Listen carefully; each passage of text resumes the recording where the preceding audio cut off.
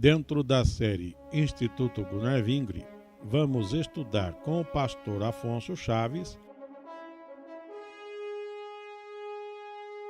a Epístola de Judas.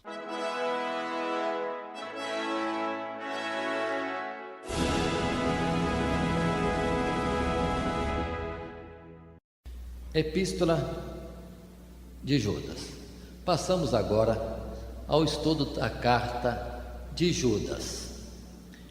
Quem é Judas? Esse que assim escreve esta carta. O próprio escritor Judas se identifica simplesmente como irmão de Tiago.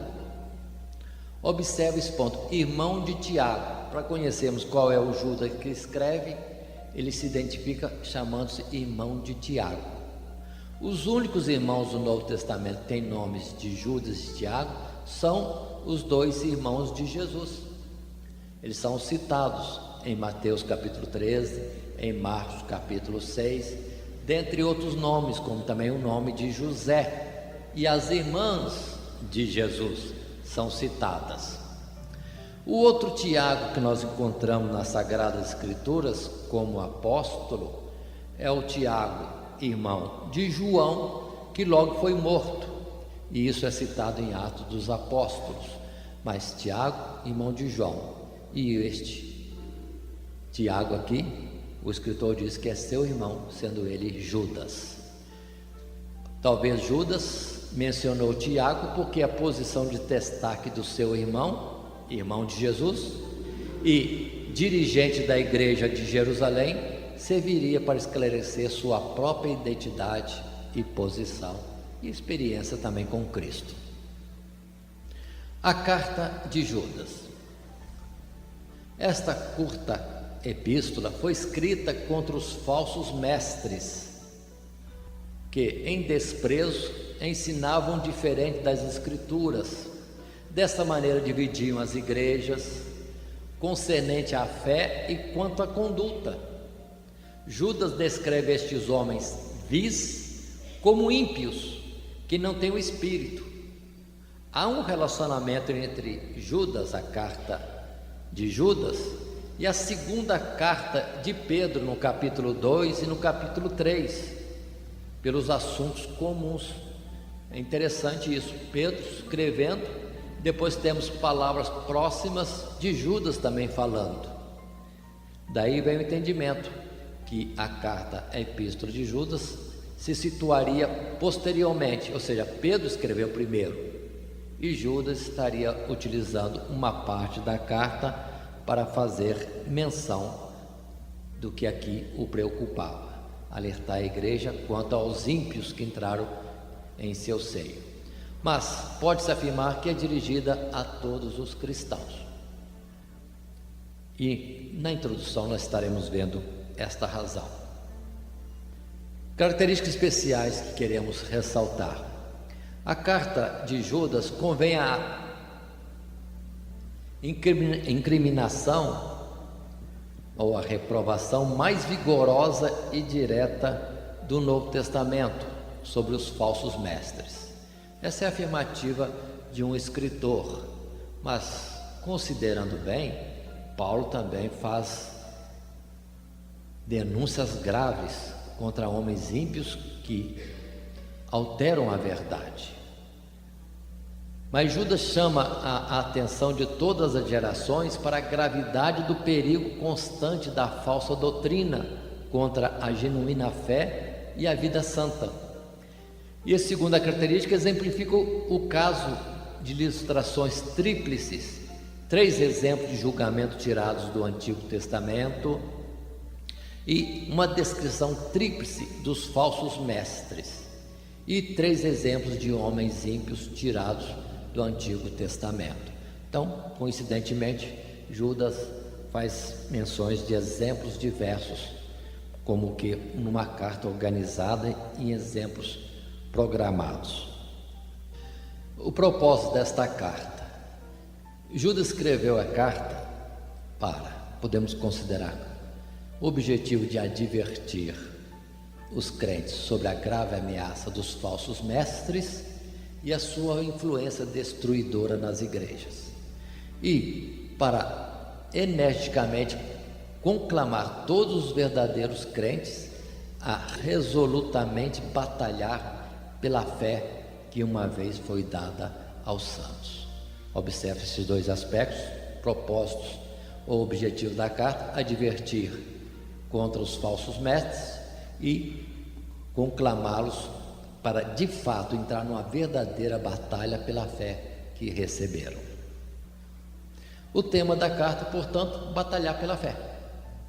Uma vez tendo recebido a fé, não basta ter recebido a fé e crido na fé, tem que batalhar por ela, conservá-la e perseverar nela.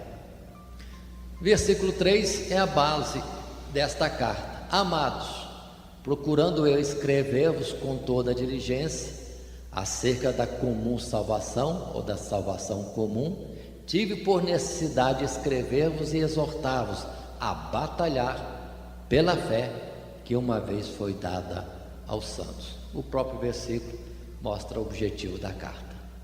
A estrutura da carta, temos esta proposta de considerar que o que é normal em toda a carta, a saudação, a introdução à carta, depois o texto em si é falando sobre os falsos mestres, que seriam a primeira parte do desenvolvimento da carta, e uma segunda parte do desenvolvimento da carta são conselhos aos verdadeiros crentes.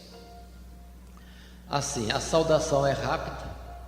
Judas identifica-se como servo de Jesus Cristo, irmão de Tiago, aos chamados, queridos em Deus Pai e conservados por Jesus Cristo. Misericórdia e a paz e a caridade vos sejam multiplicadas.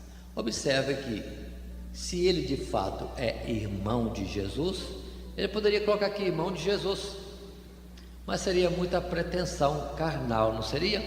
Talvez por isso ele omitiu esse fato e bastou se identificar como servo de Jesus Cristo e irmão de Tiago, que é conhecido como irmão de Jesus, mas não teve ele essa ousadia. Continuando, os falsos mestres, a primeira parte do assunto desta carta.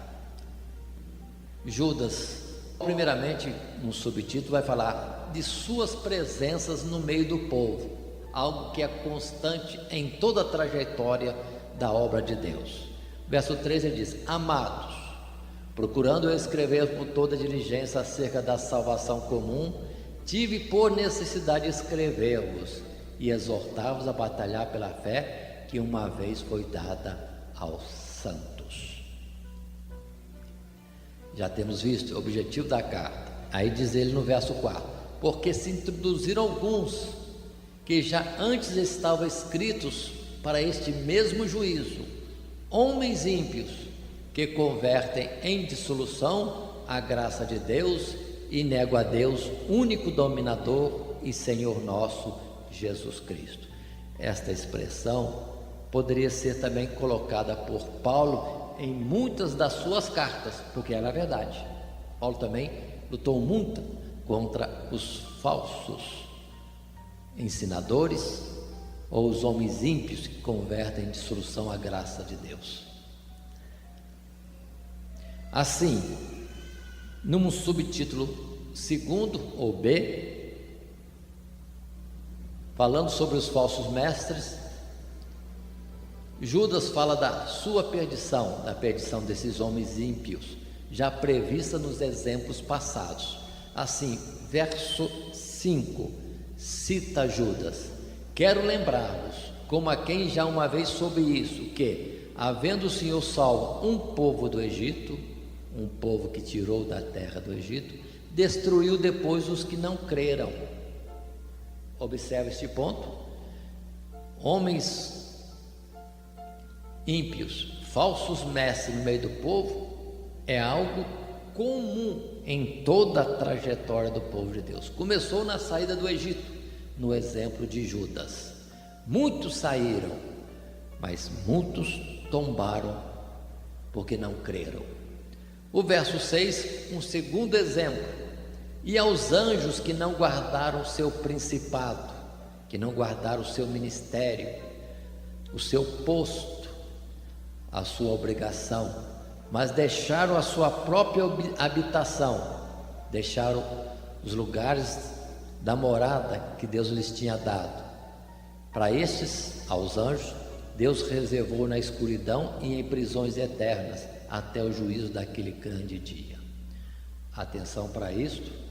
Em Apocalipse depois fala da prisão de Satanás, que muitos jogam tudo para o futuro, enquanto que temos bem claro aqui e também em Pedro, na segunda carta de Pedro, a colocação exata de que quando os anjos nos céus que deixaram o seu posto, o seu serviço ao Senhor e se dirigiram às bandas do norte, às mais altas nuvens, entraram numa rebelião contra Deus e já naquele momento já passaram a estar em escuridão, prisão eterna até o juízo daquele grande dia. Muitos, quando se fala da prisão de Satanás, ficam pensando que Satanás é como um homem, e quando vemos prisão entre os homens, pensam somente em grades para deter alguém. Mas quando se fala de Satanás, fala de escuridão. Lembremos de Adão, que o Senhor disse: no dia que comeres, certamente morrerás. Se alguém observar esta palavra, vai dizer que Deus falou em vão. Não. No momento que Adão desobedeceu a Deus e comeu do fruto proibido, espiritualmente estava morto.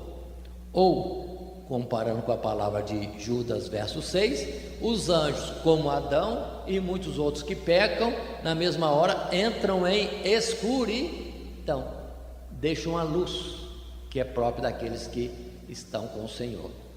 Por isso que João, na sua primeira carta, diz: se andamos na luz, como Ele na luz está, temos comunhão uns com os outros, e o sangue de Cristo Jesus nos purifica de todo o pecado. Mas se não temos comunhão com o Senhor, não estamos na luz, estamos em escuridão, que Judas chama isso de prisão eterna. Se lermos Pedro, no texto concernente esta mesma afirmação, ele diz: cadeias de escuridão. Então o diabo está restrito nas trevas, e nós somos luz. Se deixarmos apagar a nossa luz, nós estamos onde Satanás está, em escuridão. Por isso que precisamos ter esse cuidado. Mas a palavra em João também diz, João na sua carta escreveu: quem está em Deus, quem está na luz, o diabo não o toca. Mas cuidado, não apaguemos a nossa luz, não deixemos apagar. Assim, repito, quando os anjos rebeldes deixaram os céus, entraram em escuridão. Na verdade, estão espiritualmente mortos, não tem comunhão mais com Deus. Por isso que Jesus, repreendendo em Mateus capítulo 16, diz que Satanás não compreende as coisas que são de Deus, mas só as que são dos homens. Esse é o sentido de rastejar, lá de Gênesis capítulo 3. Rastejar, comer do pó da terra. Você está só entendendo e envolvido com as coisas próprias deste mundo, com os homens, com a vida terrena, mas das coisas dos céus não tem ele visão alguma, nem compreensão.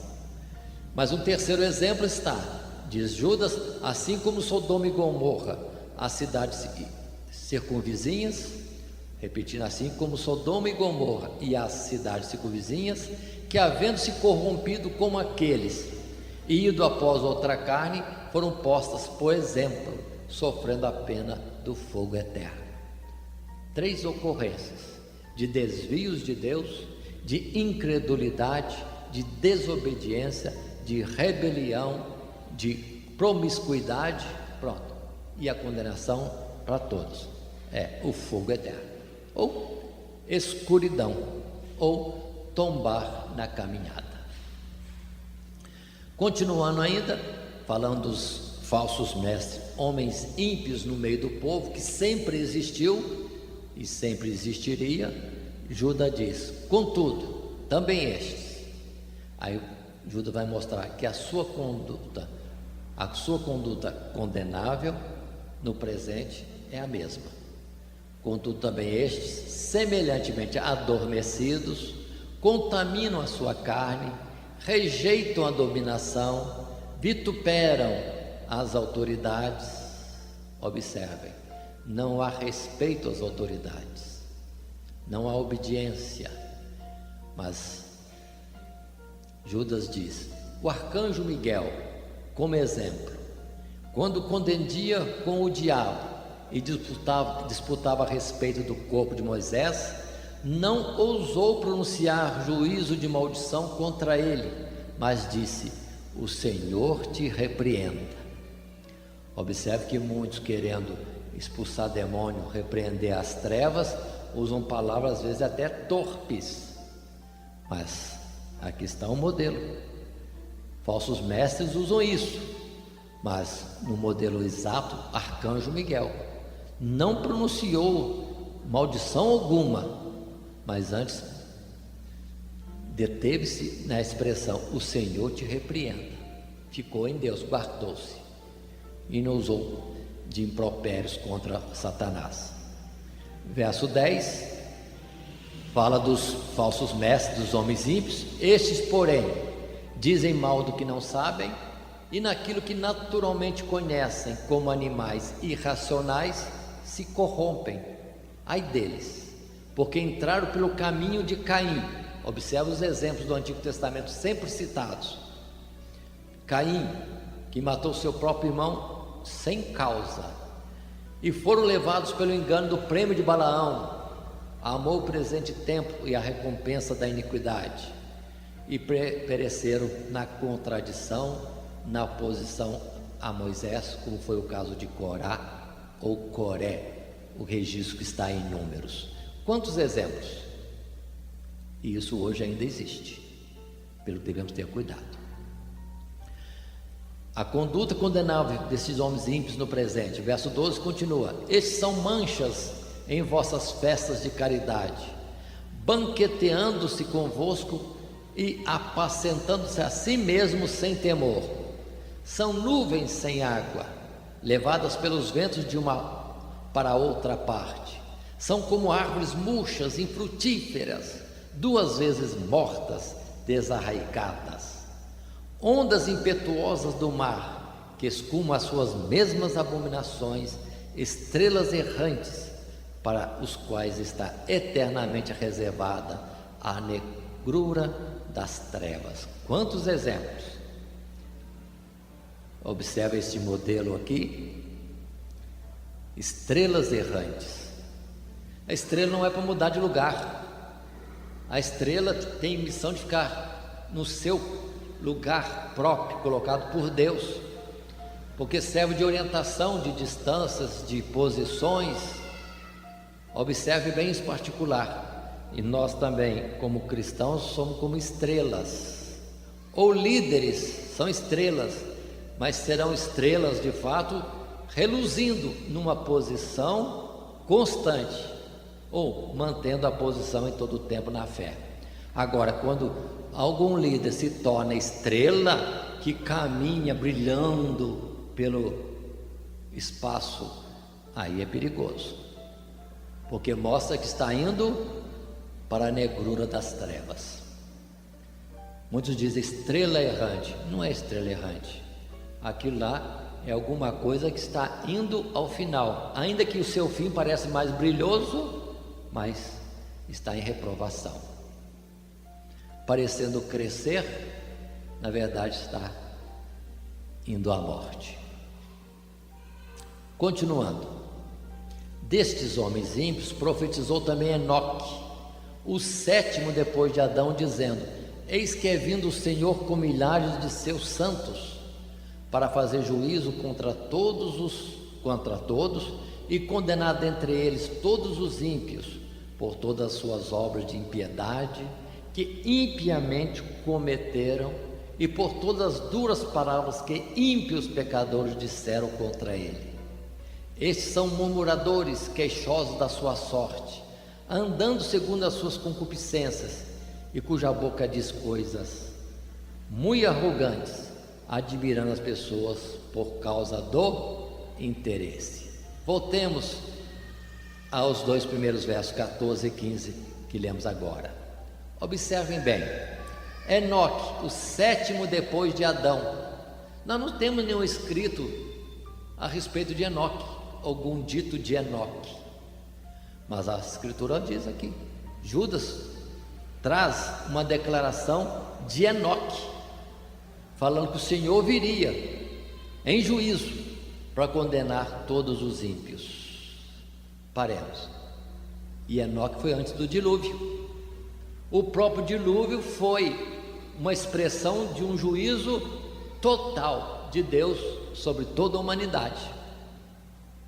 Mas ficou ainda reservado este exemplo para o final. O Senhor Jesus voltará outra vez, eis que é vindo o Senhor com milhares de seus santos para juízo, para condenar os ímpios. Aí temos a expressão de Mateus capítulo 25, que todos verão o Senhor vindo sobre as nuvens do céu com poder e grande glória. Numa outra palavra diz, isso será como um laço sobre os moradores da terra, e no outro lugar diz que todas as tribos se lamentarão, vindo o Senhor. Então observe que esse aspecto foi no juízo, no tempo de Noé, o dilúvio, e o juízo final na vinda derradeira de Jesus e o arrebatamento da igreja. Agora, numa segunda parte da carta de Judas, vem os conselhos aos verdadeiros crentes. Quais são os conselhos? O que Paulo fala para os cristãos? Mas vós, amados, lembrai-vos das palavras que vos foram preditas pelos apóstolos do nosso Senhor Jesus Cristo. Talvez pela identidade da carta de Judas com Pedro, ele podia estar se referindo a Pedro, os quais vos diziam que no último tempo haveria escarnecedores que andariam segundo as suas ímpias concupiscências, o que também Paulo falou, último tempo. Estes são os que causam divisões sensuais, que não têm o Espírito. Repetimos o verso 18, os quais vos diziam que no último tempo haveria escarnecedores que andariam segundo as suas ímpias concupiscências. Palavras de Paulo, estudada recentemente na segunda carta a Timóteo, e em particular o verso 19, quando diz, esses são os que causam divisões sensuais, que dividem o povo, esses que não têm o Espírito, enquanto que a operação do Espírito é justamente a de unir as pessoas em amor, o elo do amor. Aí continuando, passando à frente, Paulo ainda continua falando dos verdadeiros crentes, mas vós, amados, edificando a vós mesmos sobre a vossa santíssima fé, orando no Espírito Santo, conservai a vós mesmo na caridade de Deus, esperando a misericórdia de nosso Senhor Jesus Cristo para a vida eterna. Observem, para eles se guardarem conselho, aqui diz, edificando a vós mesmos na santíssima fé, orando no Espírito, conservando no amor de Deus, esperando a misericórdia para a vida eterna. Mas ao mesmo tempo, nesta misericórdia que se pede, deve agir, apiedando-se de alguns que estão duvidosos, e salvando alguns, arrebatando-os do fogo, tendo deles misericórdia, com temor, aborrecendo até a roupa manchada da carne. Observe o verso 22 e 23, que não basta somente cuidar-se de si, mas também cuidar de outros. E no cuidar dos outros, tomar cuidado, para não se deixar levar. Que, salvando alguns, diz o verso 23, arrebatando-os do fogo, ter deles misericórdia com temor, aborrecendo a roupa manchada da carne.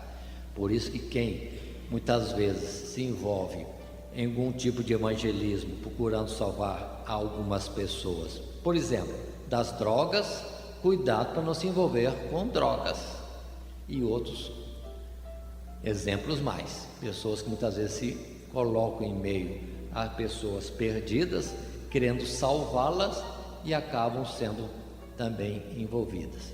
Casos de avareza, amor ao dinheiro, casos de prostituição, casos de envolvimento com drogas e assim um sem número de questões. Por isso, ter cuidado, procurar salvar alguns, mas cuidado, não se deixe envolver. E finalmente, termina Judas a carta com uma oração e o louvor. Orando, ele diz: aquele que é poderoso para vos guardar de tropeçar e apresentar-vos irrepreensíveis com alegria perante sua glória, ao único Deus Salvador nosso, por Jesus Cristo, nosso Senhor, seja glória e majestade, domínio e poder antes de todos os séculos, agora e para todos sempre. Na verdade, a conclusão é mais um louvor a Deus, ao Deus que é poderoso para guardar os cristãos de toda a corrupção, de todos os homens ímpios que existem no meio do povo de Deus. E ao Senhor, único Salvador, seja toda a glória e majestade, domínio e poder para sempre. Que Deus assim nos abençoe em Cristo Jesus.